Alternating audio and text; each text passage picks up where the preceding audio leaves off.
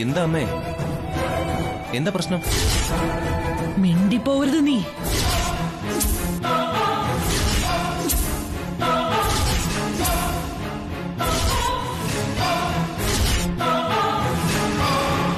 അമ്മയോ?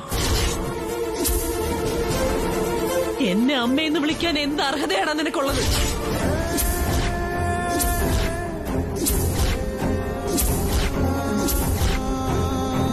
അമ്മേ, നിർത്ത് നിന്റെ അമ്മ വിളി.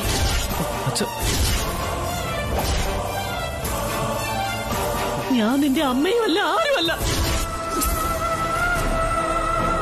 നിന്റെ മുഖം ഇനി എനിക്ക് കാണണ്ട.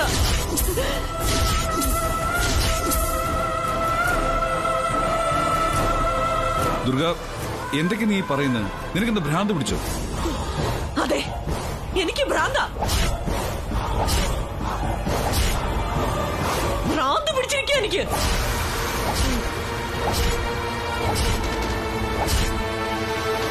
ഇവനെ, എന്റെ മകനെ പ്രാണനായി കണ്ട് ഞാൻ നെഞ്ചോട് ചേർത്ത് വളർത്തിയില്ലേ?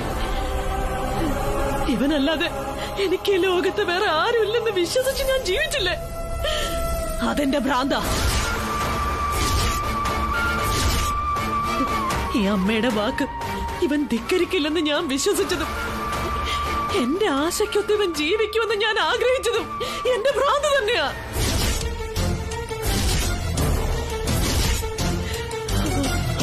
അന്ധമായ സ്നേഹവും അന്ധമായ വിശ്വാസവും കൊണ്ട് ഭ്രാന്തായി പോയെനിക്ക്.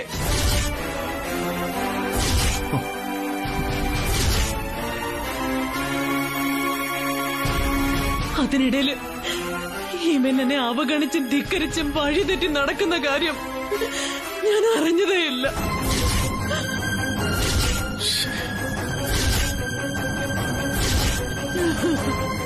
എന്റെ ദുർഗ, നീ ഇങ്ങനെയൊക്കെ പറയാൻ മാത്രം ഇവിടെ ഇപ്പൊ എന്താ ഉണ്ടായത്?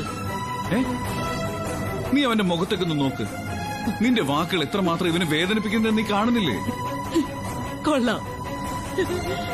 ഞാൻ എന്റെ ചിറകിനുള്ളിലെ ചൂട് കൊടുത്ത് വളർത്തിയവൻ, എന്റെ നിഴലും തണലും പറ്റി മാത്രം വളർന്നവൻ. പറ, ഇനിയും ഞാൻ ഇവനെ കണ്ണടച്ച് വിശ്വസിക്കണോ? എന്റെ കണ്ണിൽ പൊടിയിട്ട് അവളെ സ്വന്തമാക്കാനല്ലേ നീ നോക്കിയത്? സ്വന്തം അമ്മയ്ക്ക് എത്ര വിദഗ്ധമായിട്ടാണ് നീ വിഷം തന്നത്.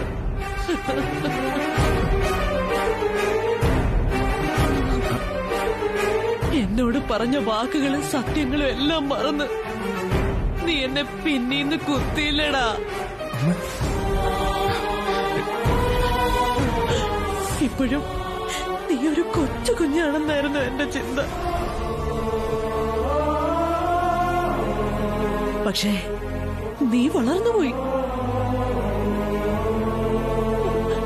എനിക്ക് പിടിച്ചാ കിട്ടാത്ത ഉയരത്തില് നീ വളർന്നത് ഞാൻ അറിയാതെ പോയി.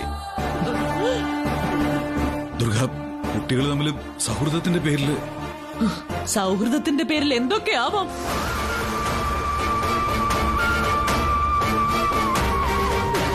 നിങ്ങളുടെ മകന്റെ കൂടെ ചേർന്ന് നിങ്ങളും എന്നെ വിട്ടിയാക്കാൻ നോക്കുകയാണോ?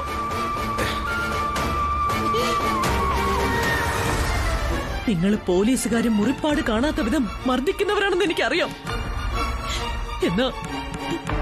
എന്നാൽ ഇവൻ അടിച്ചപ്പോഴാണ് അതിന്റെ അർത്ഥം എനിക്ക് മനസ്സിലായത്. നിങ്ങളും ഇവന് നല്ല ട്രെയിനിങ് കൊടുത്തിട്ടുണ്ടെന്ന് എനിക്ക് മനസ്സിലായി.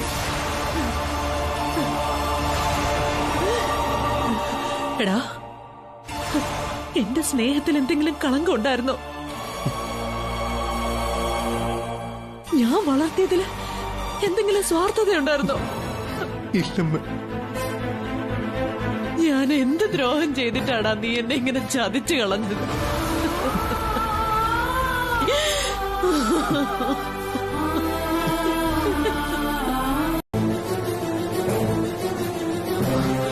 നീ എന്നെ ഭൂമിന്ന് തന്നെ പറഞ്ഞയച്ചവനെന്നുള്ള പേര് സമ്പാദിക്ക്.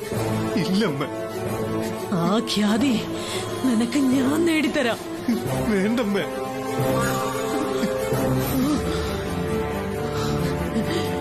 നീ എന്നെ ക്രൂരമായിട്ട് ചതിച്ചാലും ഈ അമ്മ നിനക്ക് വേണ്ടി പ്രാർത്ഥിക്കുള്ളൂ. 100 വർഷം നീ ആയുരാരോഗ്യത്തോടെ ജീവിക്കണം. ജീവിക്ക്. നിനക്ക് അമ്മയും ഇദ്ദേഹത്തിന് ഭാര്യയെ നഷ്ടമാവുള്ളൂ. ബാക്കി എല്ലാവരും നിങ്ങൾക്കൊക്കെ ഉണ്ടല്ലോ. ജീവിക്ക്, ജീവിക്ക്. നിങ്ങൾ ജീവിക്ക്. അതിന് ഞാനൊരു തടസ്സമാവില്ല. നിങ്ങളെല്ലാവരും സുഖമായിട്ട് ജീവിക്കും.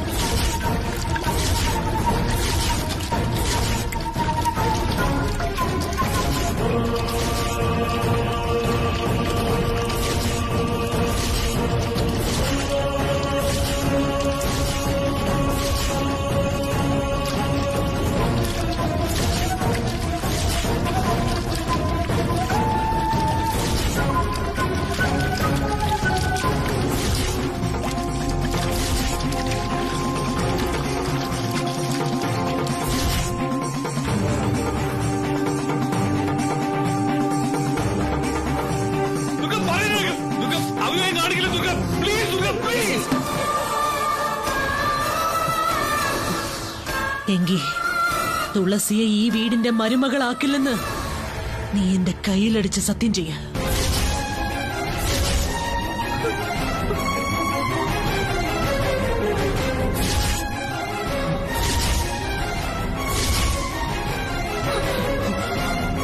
ചെയ്യടാ.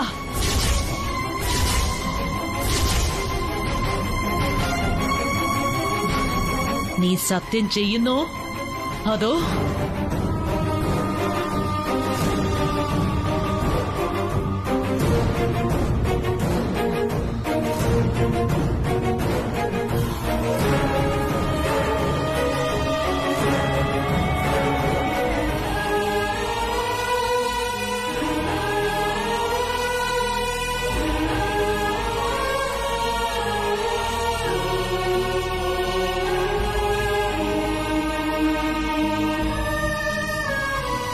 ചെയ്യടാ.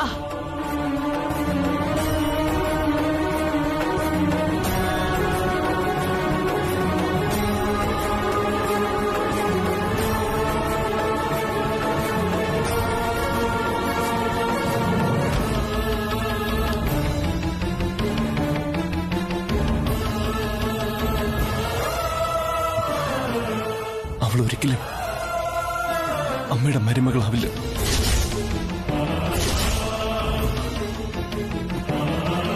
ദൈവം ഇറങ്ങി ഒന്ന് പറഞ്ഞാലും ഞാൻ അവളെ അമ്മയുടെ മരുമകളാക്കില്ല.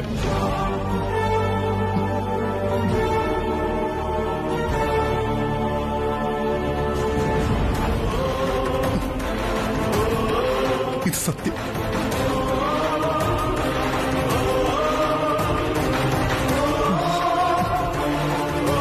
ഇത് നിന്റെ അവസാന ചാൻസ് ആണെന്ന് നിനക്ക് ഓർമ്മയുണ്ടല്ലോ. ഉണ്ടമ്മ. മരിക്കേണ്ടി വന്നാലും ഞാൻ അമ്മയ്ക്കെന്ന വാക്ക് മാറില്ല. അമ്മയ്ക്കിത് വിശ്വസിക്കാം. ഇനി നീ ഒരു സത്യം ചെയ്യണം ദുർഗ. ഇന്ന് അവധിയാ സാറേ. സന്തോഷത്തിന്റെ പകിട്ടുള്ള അവധി. ജീവിതത്തിൽ ആദ്യമായി വീട്ടിലിരുന്ന് ആഘോഷിച്ച ദിവസമായിരുന്നു. അത് സസ്പെൻസാ സാറേ. ഞാൻ വേണമെങ്കിൽ ചെറിയൊരു സൂചന തരാം. ഞാനും എന്റെ പ്രേം സ്വപ്നം കണ്ടതുപോലെ ഞങ്ങളുടെ മകളുടെ കല്യാണം ഉടനെ നടക്കും. എന്റെ ഈശ്വര, കുട്ടികൾ തമ്മിലുള്ള അടുപ്പം കണ്ട് ചേട്ടനെല്ലാം മനസ്സിൽ ഉറപ്പിക്കുകയാണല്ലോ. പോക്ക് മുമ്പേ കൊഴിയാൻ വിധിക്കപ്പെട്ട ബന്ധുവാണതെന്ന് ഞാൻ എങ്ങനെ ചേട്ടനോട് പറയും? ശരി സാറേ. ആ ഓക്കെ. ആ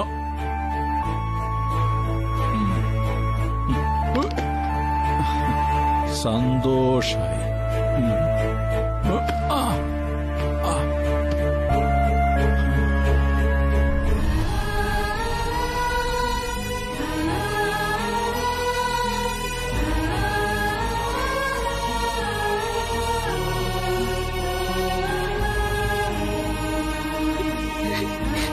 എല്ലാം അവസാനിച്ചു.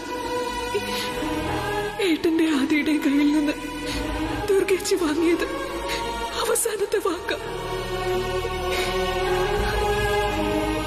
നമ്മുടെ പൊന്നുമോളുടെ ജീവിതം ദുർഗേച്ചി സ്വന്തം ജീവൻ വെച്ച് വിലപേശി തകർത്ത് കളഞ്ഞു ചേട്ട.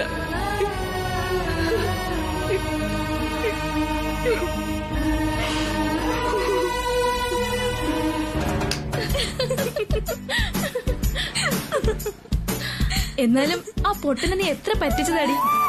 എന്തൊക്കെയാ നീ അവനെ വിളിച്ചോണ്ടിരുന്നെ? മന്ദബുദ്ധി, മരങ്ങോടൻ, പിന്നെന്തൊക്കെയാ? ഹലോ, അതൊക്കെ പണ്ട്. ഇനി ആരെങ്കിലും അവനെ അങ്ങനെ വല്ലതും വിളിച്ചാലുണ്ടല്ലോ, ഈ തുളസി ആയിരിക്കും അവർക്കെതിരെ പ്രതികരിക്കുന്നത്.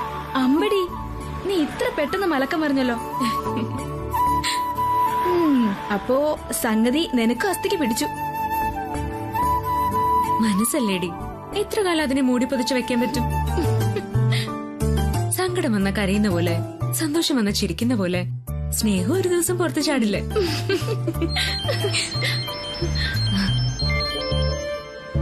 അപ്പുറത്തെ വീട്ടിലെ ജാനകി ആന്റി ആണല്ലോ. ഹലോ, എന്താ ആന്റി വിളിച്ചേ? മോളെ തുളസി, നീ ഇപ്പൊ എവിടെയുണ്ട്? ഞാനിപ്പോ എന്റെ കൂട്ടുകാരുടെ വീടിനടുത്താ. എന്താ ആന്റി? നിന്റെ അമ്മയും ദുർഗയും തമ്മിൽ എന്തോ പ്രശ്നം ഉണ്ടായിരിക്കുക. പ്രിയ അവിടെ പോകുന്നതും കരഞ്ഞോണ്ട് ഇറങ്ങി വരുന്നതും കണ്ടു. ഇപ്പൊ അമ്മ എവിടെ ആന്റി? നിന്റെ വീട്ടിൽ തന്നെയുണ്ട്. നീ വേഗം പോയി അമ്മയോട് കാര്യം എന്താണെന്ന് വെച്ചാൽ തിരക്ക്. ആ ശരി ആന്റി, ഞാൻ ഇപ്പൊ തന്നെ വീട്ടിലെത്താം. ശരി.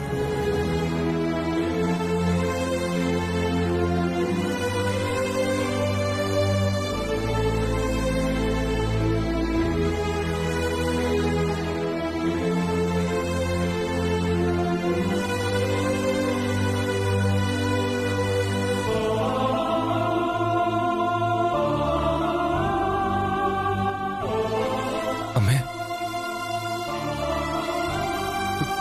എന്തെങ്കിലും ഒന്ന് പറയാമ്മേ. എന്നോടൊന്ന് ദേഷ്യപ്പെടുകയെങ്കിലും ചെയ്യും. അമ്മ ഇങ്ങനെ മിണ്ടാതിരിക്കുമ്പോ എനിക്ക് പേടിയാ തോന്നുന്നത്. ഞാൻ അമ്മയുടെ കാല് പിടിച്ച് ക്ഷമ ചോദിക്കാം. സോറി അമ്മ. അമ്മയെ ഞാൻ ഇനി വിഷമിപ്പിക്കില്ല.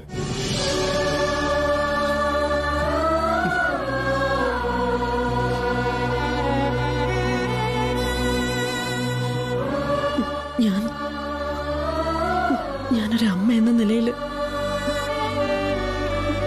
എന്നെ സ്നേഹിച്ചിട്ടില്ല എന്ന് നിനക്ക് തോന്നുന്നുണ്ടോ?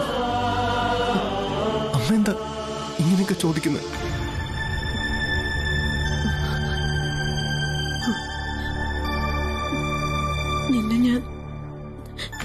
നിന്നെ ഞാൻ സ്നേഹിച്ചതല്ല. നീ അറിയാതെ പോയിട്ടുണ്ടെങ്കിൽ ഒരമ്മ എന്ന നിലയിൽ ഞാൻ തോറ്റുപോയി. അമ്മ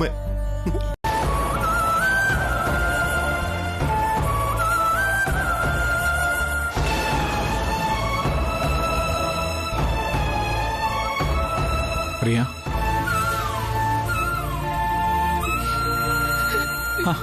ഇങ്ങനെ കരയാ മാത്രം ഇപ്പൊ ഇവിടെ എന്താ ഉണ്ടായേ?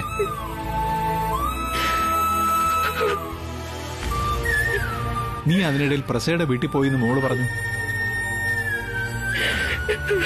അവിടെ അവര് തമ്മിൽ എന്തോ വഴക്ക് നടന്നതിന് നീ എന്തിനെങ്ങനെ സങ്കടപ്പെടുന്നേ? എന്തോ വഴക്കല്ല അവിടെ നടന്നത്. നമ്മുടെ സന്തോഷം തല്ലിക്കെടുത്തുന്ന വഴക്ക. എന്നുവെച്ചാ തുളസി ആദ്യത്തിനും തമ്മിലുള്ള കല്യാണം നടക്കരുതെന്ന് ദുർഗേച്ചി ആദ്യം കൊണ്ട് ശപഥം ചെയ്യിപ്പിച്ചു. ഇത് അവര് പണ്ടും പ്രസയെ കൊണ്ട് ചെയ്യിച്ചതല്ലേ, അതിലൊന്നും ഒരു കാര്യമില്ല. കാര്യമുണ്ട് ജയേട്ട, ഇത് പഴയതുപോലൊന്നും അല്ല. കുട്ടികളെ തമ്മിലുള്ള അടുപ്പം മനസ്സിലാക്കി ദുർഗേച്ചി കടവിട്ട് വിട്ടിരിക്കും.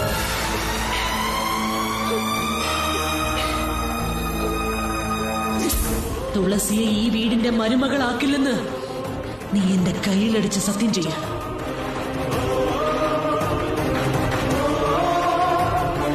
അവൾ ഒരിക്കലും അമ്മയുടെ മരുമകളാവില്ല. ദൈവം ഇറങ്ങി ഒന്ന് പറഞ്ഞാലും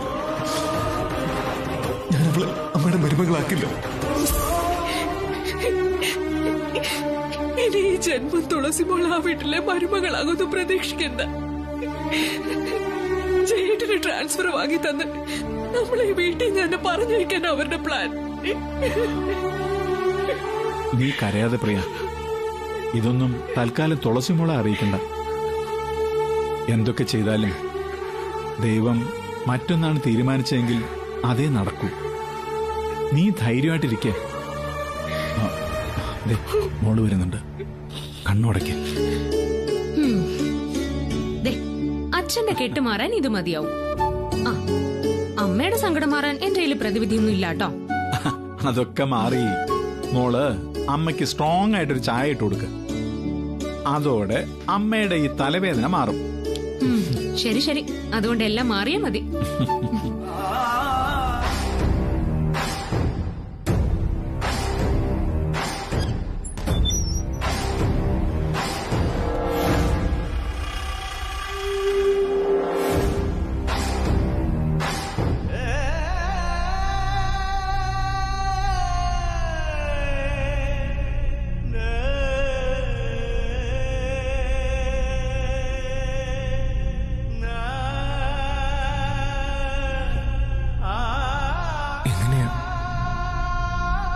എങ്ങനെയാ തുളസി ഞാൻ നിന്നെ മറക്കേണ്ടേ?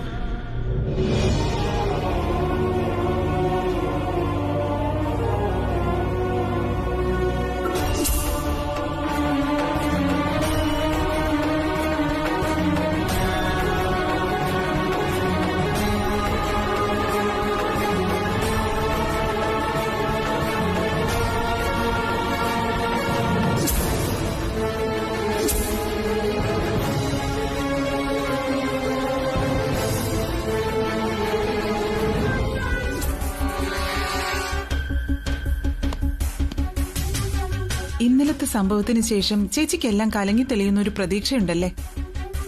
പ്രതീക്ഷയല്ല, ഉറപ്പുണ്ട്. തുളസി എന്ന മരണം എന്റെ ജീവിതത്തിൽ നിന്ന് എന്നേക്കുമായിട്ട് ഒഴിഞ്ഞു പോകുന്നു. ജയശീലിന് ട്രാൻസ്ഫർ വാങ്ങി കൊടുക്കുന്ന കാര്യം ദുർഗേജി പ്രസാദ് സാറിനെ വീണ്ടും ഓർമ്മിപ്പിക്കണം. അല്ലെങ്കിൽ സാർ അത് ഉഴപ്പും. അതൊന്നും ഞാൻ സമ്മതിക്കില്ല സുലു. ഇന്ന് എന്നെ ട്രാൻസ്ഫറിന്റെ കാര്യത്തില് ഞാനൊരു തീരുമാനം ഉണ്ടാക്കിപ്പിച്ചിരിക്കും. അല്ല, സ്ഥലം മാറി പോകുമ്പോ ജയശീലൻ കുടുംബത്തെ കൂടി കൊണ്ടുപോവായിരിക്കും അല്ലേ? അതോ തള്ളിയും മോളെ ഇവിടെ തന്നെ നിർത്തിട്ട് പോവോ എന്തോ? പോകുമ്പോ അടപടലെ തന്നെ പോണം,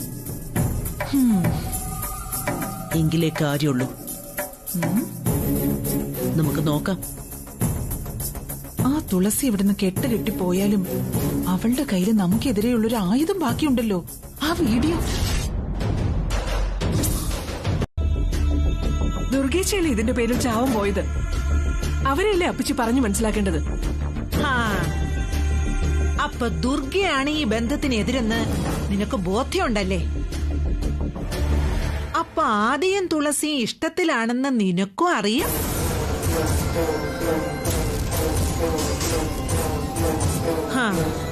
ഇനി നീ പറ, ദുർഗ ഇങ്ങനെ അമ്പിനും വില്ലിനും അടുക്കാതെ നിൽക്കുമ്പോ നിങ്ങളുടെ മകൾക്ക് വേണ്ടി നിങ്ങൾക്ക് എന്തു ചെയ്യാൻ പറ്റും? ഞങ്ങൾക്കൊന്നും അറിയില്ല അപ്പച്ചി. ദുർഗേച്ചിയുടെ മനസ്സ് എന്തെങ്കിലും മാറുന്നെങ്കിൽ മാറട്ടെ,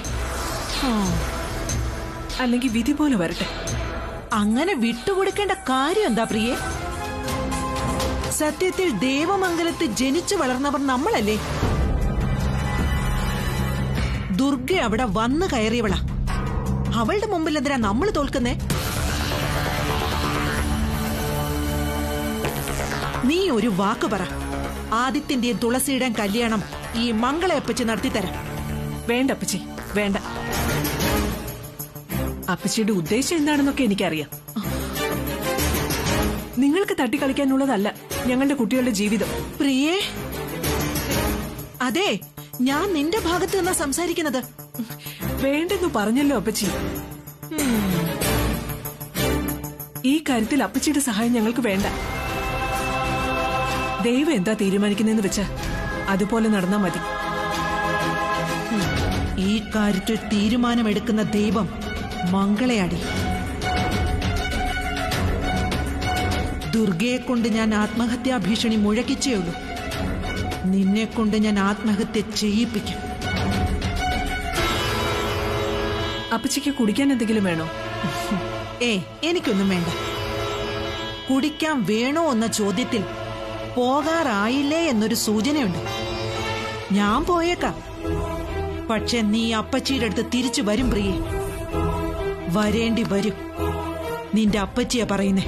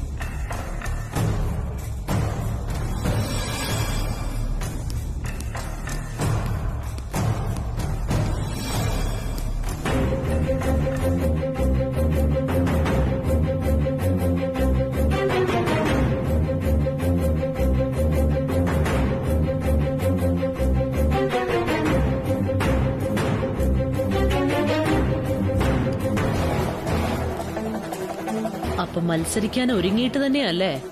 എന്താ? അല്ല, പറഞ്ഞത് എന്നോടാണെങ്കിൽ അത് ക്ലിയർ ആയില്ല. സാധാരണ ഇറങ്ങിപ്പോകുമ്പോ വീട്ടിലുള്ളവരോട് പറഞ്ഞിട്ട് പോകുന്നൊരു പതിവുണ്ടായിരുന്നു. ഓഹോ, ഭർത്താവ് ഡ്യൂട്ടിക്ക് പോകാൻ ഒരുങ്ങുമ്പോഴേ കൂടെ നിന്ന് ഒരുക്കാറുള്ള ആളെ ഇന്ന് കണ്ടില്ല. പിന്നെ ഞാൻ മാത്രം ആ പതിവ് തെറ്റിക്കാതിരിക്കുന്നത് എന്തിനാ? നമസ്കാരം പ്രിയേച്ചി.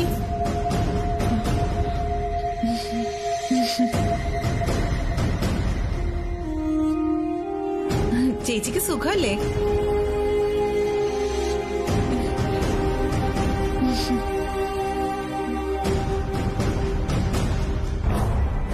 ഇവരൊക്കെ ആരാ സുലു? ഇവരൊക്കെ ഈ വീട് കാണാൻ വന്നവരാ ചേച്ചി. വീട് കാണാനോ? എന്തിന്? അത് പിന്നെ നിങ്ങൾ എന്തായാലും ഇവിടുന്ന് ട്രാൻസ്ഫർ ആയി പോവുകയല്ലേ ചേച്ചി. ഇവരാണെങ്കിൽ വേറെ നാട്ടിൽ നിന്ന് ഇവിടേക്ക് ട്രാൻസ്ഫർ ആയി വന്നവര്. നിങ്ങൾ ഇവിടുന്ന് പോയാലും ഈ വീട് വെറുതെ പൂട്ടിയിടേണ്ട കാര്യമില്ലല്ലോ.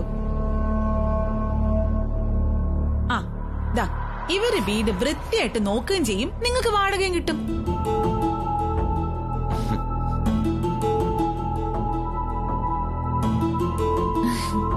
ദുർഗേച്ചിക്ക് വളരെ വേണ്ടപ്പെട്ടവരാ. വീട് കാണിക്കാൻ ബുദ്ധിമുട്ടുണ്ടെങ്കിൽ പറഞ്ഞോ, ഞാൻ ഇവരെയും കൊണ്ട് തിരികെ പൊക്കോളാവേ. വേണ്ട, ദുർഗേച്ചി അയച്ചതല്ലേ, കണ്ടിട്ട് പൊയ്ക്കോട്ടെ. ആ, നിങ്ങൾ അവിടെയൊക്കെ കണ്ടില്ലേ? കണ്ടു. ഇനി വാ, നമുക്ക് മുകളിലോട്ട് പോവാം. വാ.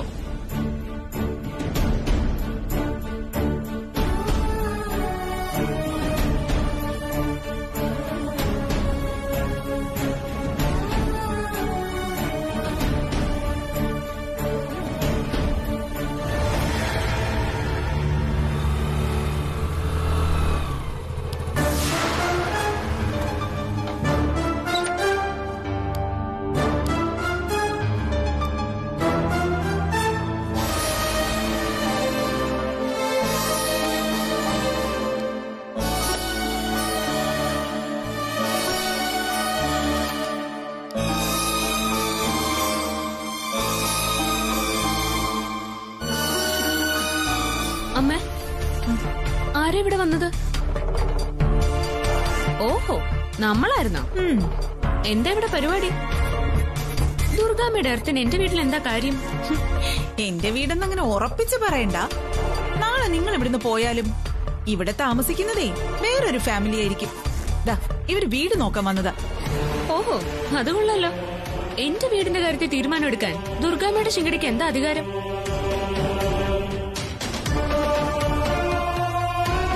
എന്താ അമ്മ ഇത്? ഇതിനൊക്കെ ആരും ഇവർക്ക് അനുവാദം കൊടുത്തേ?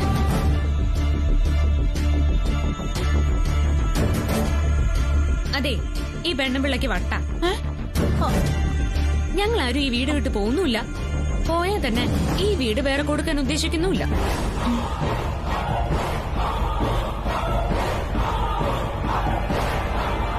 മോളെ തുളസി, നീ ഇതിൽ ഇടപെടണ്ട. അവര് വീട് കണ്ടിട്ട് പൊയ്ക്കോളൂ. അമ്മ ഒന്നും മിണ്ടാതിരുന്നേ.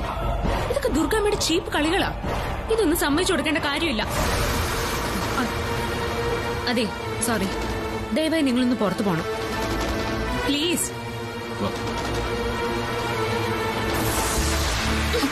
ഒരു കുത്തിത്തിരിപ്പായിട്ട് വന്നോളൂ. മര്യാദക്ക് ഇറങ്ങി പോകുന്നോ അതോ ഞാൻ ഇറക്കി വിടണോ? പിന്നെ നീ കൊറേ ഇറക്കി വിടും. ദുർഗേച്ചി പറഞ്ഞിട്ടാ ഞാൻ വന്നത്. നിന്റെ അമ്മ എന്നെ ഇറക്കി വിട്ടില്ലല്ലോ.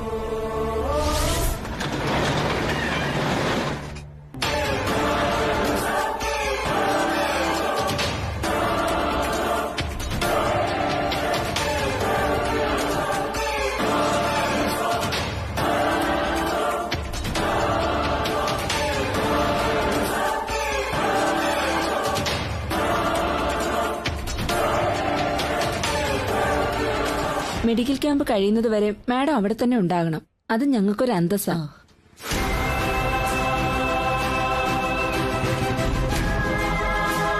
പ്രസാദ് സാറിനെ കൊണ്ട് ഉദ്ഘാടനം ചെയ്യിക്കുന്ന കാര്യം മാഡം ഏൽക്കണം. അത് പ്രസാദേട്ടനോട് സംസാരിച്ചിട്ട് എന്തെങ്കിലും തീരുമാനിക്കാൻ പറ്റും. അന്ന് വേറെ എന്തെങ്കിലും പ്രോഗ്രാം ഉണ്ടോന്ന് അറിയില്ലല്ലോ. നിങ്ങൾ സംസാരിച്ചു കഴിഞ്ഞെങ്കിൽ എനിക്ക് മാഡത്തെ പേഴ്സണലായിട്ടൊന്ന് കാണേണ്ടതുണ്ടായിരുന്നു. അതിനെന്താ, കണ്ടോളൂ. അപ്പൊ ശരി, ഞങ്ങൾ നാളെ വരാം. മാഡം അപ്പോഴേക്കും ഹസ്ബൻഡിനോട് സംസാരിക്കുമല്ലോ. ശരി. Okay madam.